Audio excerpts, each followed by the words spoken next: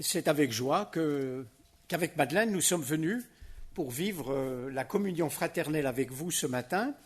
Je vous transmets le salut fraternel de vos sœurs de l'Action biblique Vevey, qui a particulièrement apprécié le double service dimanche passé de Florent, à savoir, il nous a accompagnés au piano et il a assuré la prédication bien construite et agrémentée d'illustrations tout à fait au point.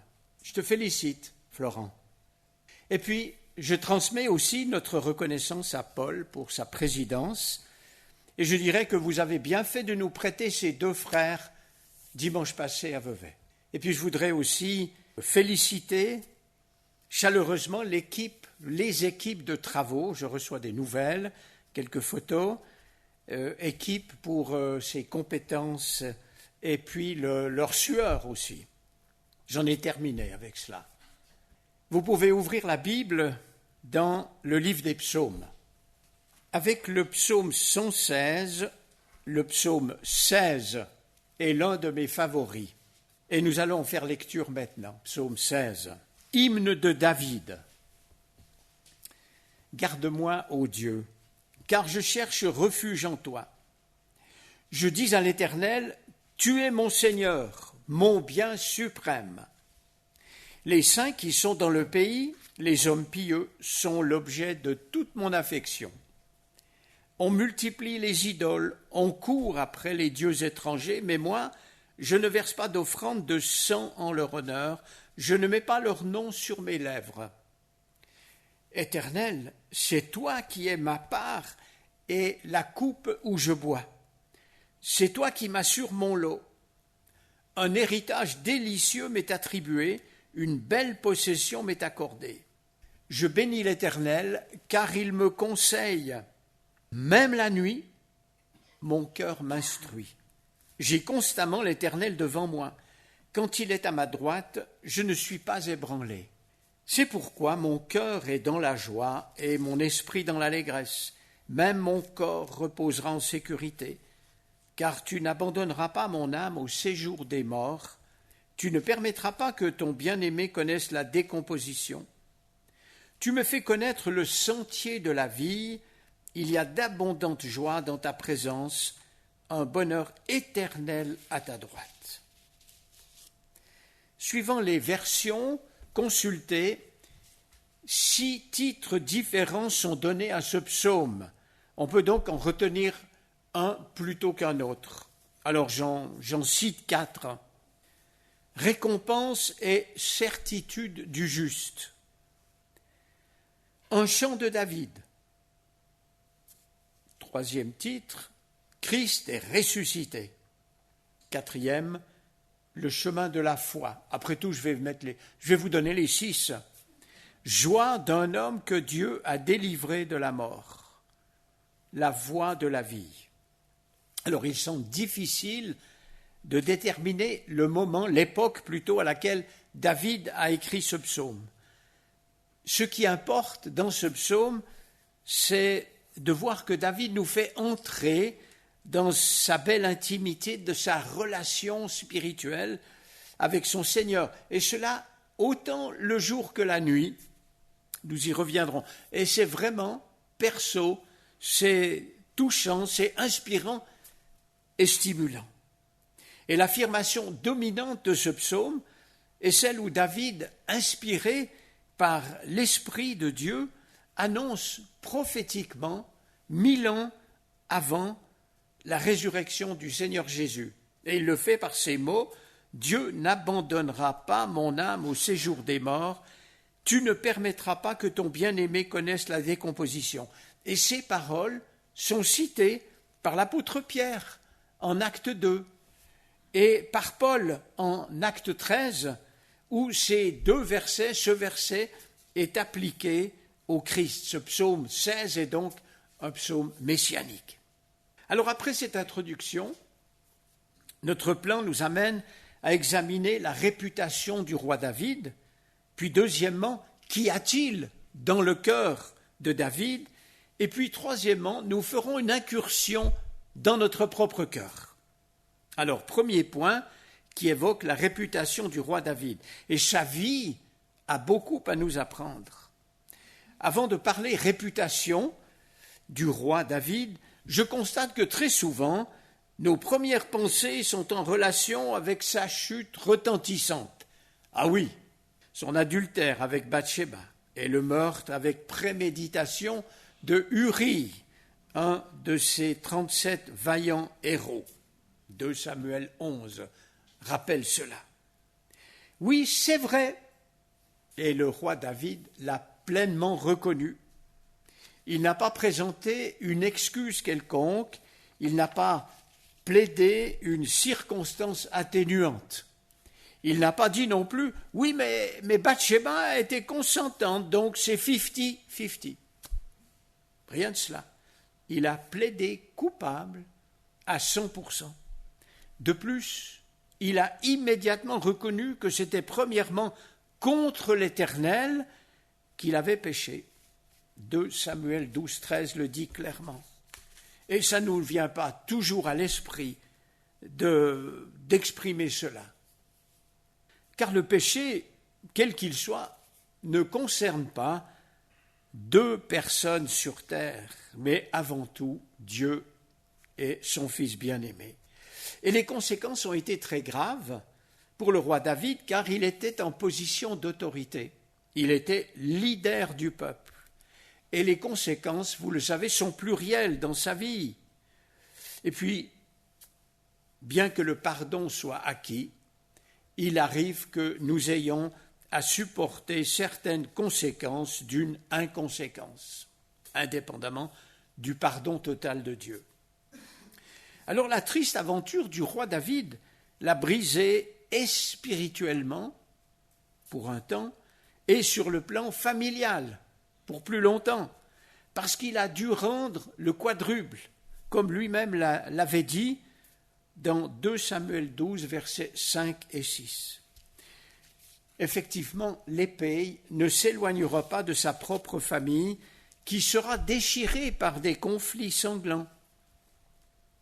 L'enfant qui est né de l'adultère mourra, Amnon sera assassiné, Absalom sera tué, Adonijah exécuté. De plus, les femmes de David seront enlevées et violées au grand jour, à la vue de tous. 2 Samuel nous raconte cela. Mais apprenons au sujet de sa repentance. Et David reste un exemple pour la franchise de sa confession, sa profonde repentance, son brisement intérieur, sa plaidoirie devant Dieu. Vous pensez comme moi à 2 psaumes en particulier, le psaume 32 et le verset 51, le psaume 51, qui sont utiles à tant de croyants au long des âges. Et le verset 19 du psaume 51 est à mémoriser, je le cite, « Les sacrifices agréables à Dieu, c'est un esprit brisé.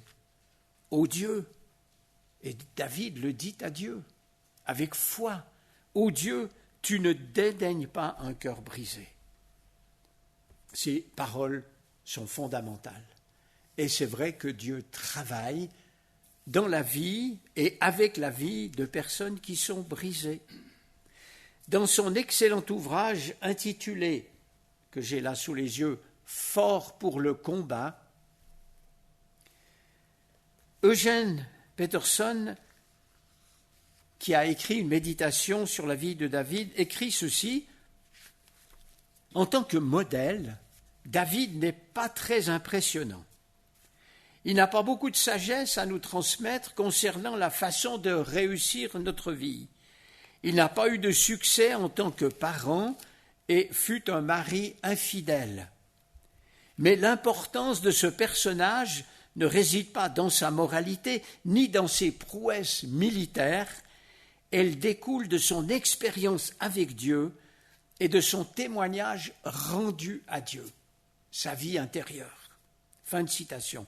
Et c'est vrai que ces nombreux psaumes il y en a 70 au moins, sont un reflet de cela, parce qu'il abonde la louange, la reconnaissance, la glorification de Dieu, la défense de l'honneur de Dieu, ce qui nous fait souvent défaut. Et siècle après siècle, les croyants se reconnaissent, nous reconnaissons dans tellement de ces psaumes. Alors je voudrais rappeler maintenant le choix que Dieu a opéré et le témoignage qu'il rend à David, et aussi ce qui est dit de lui dans d'autres passages. Et je pense à 1 Samuel 13, 14, qui affirme que l'Éternel s'est choisi un homme selon son cœur. De son côté, Asaph, au psaume 78, rappelle sa vocation à la fin du psaume, je cite, « Le Seigneur a choisi David, son serviteur.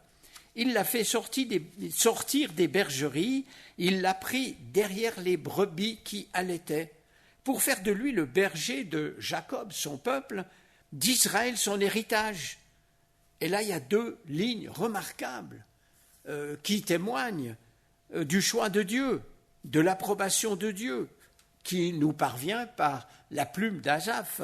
David les a dirigés avec un cœur intègre et les a guidés avec des mains habiles. Quelle magnifique confiance de la part de Dieu, mais aussi quelle redoutable et belle mission est confiée à David. Et il m'a semblé que, bien que sachant tout et de toute éternité, en ce qui concerne David, le Seigneur n'a pas hésité de le choisir et de l'établir comme roi sur son peuple. Alors écoutons d'autres témoignages rendus à David, à commencer par celui de son fils Salomon, qui reconnaît que David, son père, marchait en la présence de Dieu, dans la fidélité et la justice, avec un cœur droit devant Dieu. Et puis, dans le premier livre des rois, à maintes reprises, nous avons les expressions que vous connaissez bien, comme a marché ton père David, comme avait fait son père David, à cause de David, afin que mon serviteur David ait une lignée royale. Et ce premier livre des rois fait ressortir l'appréciation de Dieu vis-à-vis des rois qui se sont succédés. Et l'expression « il fit ce qui est droit aux yeux de l'Éternel, il fit ce qui est mal » résume la vie des rois selon les critères divins, et ces déclarations reviennent à 34 reprises. Les bons rois suivent les traces de David, les mauvais rois celles de Jéroboam. Alors à ce sujet, j'ouvre une parenthèse pour citer un seul exemple, celui du roi Omri, qui a été un homme intelligent et capable. Il a été l'un des grands rois d'Israël à fonder la ville de Samarie, la capitale, pour un temps. Et il a régné environ 12 ans. Et il a posé de solides fondations politiques propres au gouvernement du royaume du Nord. Et ce roi Omri est même cité dans les annales des rois assyriens, ce qui n'est pas peu à l'époque. Pourtant, l'auteur du premier livre des rois ne lui consacre que quelques versets et prononce sur son règne de 12 ans le verdict sévère que je cite, en Roi 16, versets 25 et 26, « Omri fit ce qui est mal aux yeux de l'Éternel, et il agit encore plus mal que tous ses prédécesseurs. Il marcha entièrement sur la voie de Jéroboam, fils de Nébat. Il se livra au péché que celui-ci avait fait commettre à Israël, irritant l'Éternel, le Dieu d'Israël, par leurs idoles sans consistance. » Pour Dieu, les critères d'évaluation ne sont ni la puissance militaire, ni les prouesses, les réussites politiques, diplomatiques, mais bien la fidélité à l'alliance et à l'attitude envers le culte de l'Éternel. Fin de ma parenthèse avec ce roi Omri. Venons-en à un autre témoignage rendu à David dans 1 Roi 15, je cite, versets 3 à 5, « Abijam devint roi sur Juda.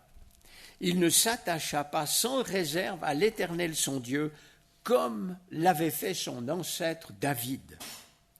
Toutefois, à cause de David, l'Éternel son Dieu lui donna un successeur à Jérusalem, en établissant son fils après lui et en laissant subsister Jérusalem. » Je continue la citation.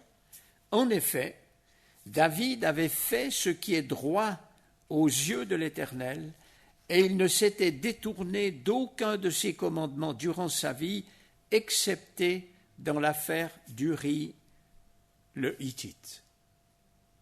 Beau témoignage. David est aussi appelé chantre agréable d'Israël ou doux musicien ou encore doux psalmiste d'Israël. Par ailleurs, il est un des psalmistes à dire ouvertement « Je t'aime, Éternel » au psaume 18. Et puis il ouvre le psaume 116 ainsi « J'aime l'Éternel ». Il n'y a pas souvent cette mention dans les psaumes.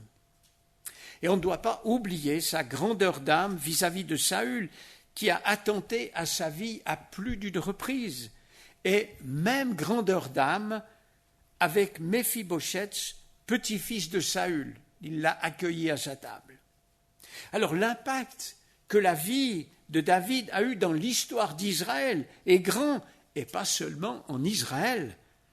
On ne peut pas surestimer l'influence de David au cœur de l'humanité. Elle se poursuit, elle se perpétue par ces psaumes que la chrétienté tout entière répète et chante siècle après siècle. Et le roi David, vous le savez, a été un chaînon important dans l'ascendance de celui qui a été à la fois le fils de David et son Seigneur, comme Jésus lui-même l'affirme en Matthieu 22. Dans une concordance, j'ai relevé environ 1200 mentions du nom de David. Deuxième point, qui sera plus court que le premier. Il faut que je vous rassure un peu.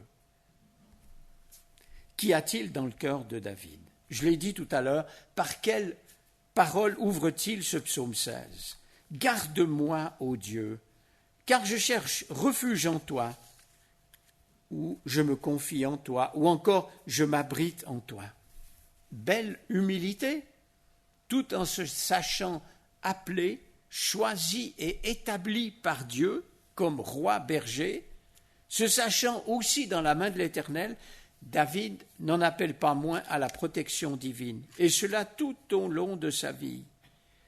Dans les 5 premiers versets, David évoque l'intégrité de son cœur et de son esprit par le fait qu'il s'identifie avec Dieu dans les 5 domaines que voilà: sa sécurité personnelle, son bien-être, ses associés, son adoration et ses ambitions. Alors brièvement, je reprends ces 5 points. Sa sécurité personnelle se manifeste par cette demande: garde-moi, ô Dieu, car je cherche refuge en toi. Sans doute y a-t-il là un indice d'adversaire autour de lui. Peut-être était-ce le temps où il était poursuivi comme un hors-la-loi par Saül. Pour ma part, c'est à plus d'une reprise que je fais cette même prière, tout en louant le Seigneur, en lui disant ceci: Seigneur, garde-moi pour toi, caché en toi, parce que je n'oublie pas que je suis un homme vulnérable, que la chair est faible et la vieille nature toujours prête à bondir sous une forme ou sur une autre. Ma sécurité n'est qu'en Dieu, Père, Fils et Saint-Esprit. Et je lui demande aussi de faire de moi un homme qui encourage d'autres. Deuxième domaine, le bien-être de David. Il apparaît clairement lorsque David dit « Tu es mon Seigneur, mon bien suprême, tout mon bonheur n'est qu'en toi. » Troisième domaine, ses associés. Verset 3. Ce sont les personnes fidèles. Ce sont elles qui, David le dit, ont la vraie grandeur que David apprécie et que Dieu cherche. J'ai remarqué dans un autre psaume, j'ai relevé les versets 6 et 7, où David dit clairement quel genre de personne entre à son service. Je cite, « Celui qui marche dans la voie des hommes intègres sera à mon service. Celui qui se livre à la fraude, qui dit des mensonges, ne se tiendra pas devant moi. » Quatrième domaine, son adoration. David dit clairement sa non-association avec ceux qui cherchent les faveurs d'une divinité ou une autre. Et puis, dernier domaine, à savoir celui de ses ambitions. Versets 5 et suivants. Alors là, je lis ces versets 5 à 9 en français courant. Ça concerne ses ambitions, ou on pourrait dire son ambition. Je cite, « Seigneur, toi qui es la chance de ma vie, la part qui me revient, tu tiens mon destin dans tes mains. C'est un sort qui m'enchante, un privilège qui me ravit. Je remercie le Seigneur qui me conseille, même la nuit, mon cœur m'instruit. Je ne perds pas de vue le Seigneur, et je ne risque pas de faiblir puisqu'il est à mes côtés. C'est pourquoi j'ai le cœur plein de joie, j'ai l'âme en fête, je suis en parfaite sécurité. » Il le résume d'une autre manière au psaume 31 en disant « Mes destinées, vous connaissez la suite, sont dans ta main, mes temps sont dans ta main. » Alors on a lu aussi ces paroles de David. « Je remercie le Seigneur qui me conseille, même la nuit, mon cœur m'instruit. » Bon, je m'arrête quelques secondes. La nuit, qu'est-ce qui se passe dans nos têtes, dans nos cœurs et dans nos pensées? Toutes sortes de choses qui vont de l'inacceptable à l'admirable. La nuit, les mauvaises pensées conduisent à broyer du noir, comme les vieux moulins à café. Mais les insomnies sont utiles pour rejeter nos fardeaux sur le Christ et puis ensuite le louer, l'élever, le glorifier, l'exalter, le bénir et le sommeil revient. En méditant et ruminant ce psaume, j'ai découvert qu'il y a une sorte de dialogue « je-tu » parce qu'à cette reprise, David, parlant de lui-même, s'exprime ainsi « Je cherche, je dis, je ne verse pas d'offrande de sang, je ne mets pas leur nom sur mes lèvres, je bois à ta coupe, je bénis, je ne suis pas ébranlé. » Et à cette reprise également, David exprime ceci à Dieu. « Tu es mon Seigneur, tu es mon bien suprême, tu es ma part, tu m'assures, tu n'abandonnes pas, tu ne permettras pas, tu me feras connaître le sentier de la vie. » Un « je-tu » qui est là dans ces quelques versets. Alors pour terminer, troisième et dernier point, évoquons notre propre cœur. Est-il en résonance avec le cœur de David qui exprime ceci à son berger, « Je dis à l'Éternel, tu es mon Seigneur, tu es mon bien suprême. » Cette magnifique confession de foi m'a arrêté dans la préparation de la prédication. Elle a déclenché les lignes qui suivent parce que David exprime là une prise de position spirituelle. Il rend témoignage d'un vrai cœur à cœur avec le Seigneur. Il lui déclare son amour. Alors est venue cette question. Qu'en est-il de vous et de moi? Si le Seigneur Jésus se présentait à nous ce matin, s'arrêtait auprès de chacun de nous et nous posait avec tendresse et grâce les questions suivantes. Qui suis-je pour toi? M'aimes-tu? Suis-je ton bien suprême? Qu'allons-nous lui répondre? Mon imagination, qui est quelquefois fertile, m'a inspiré quelques réponses. Et je vous les partage en toute liberté. D'aucuns diraient, Seigneur, tu es mon bien suprême, tu es mon souverain bien, gloire à ton nom.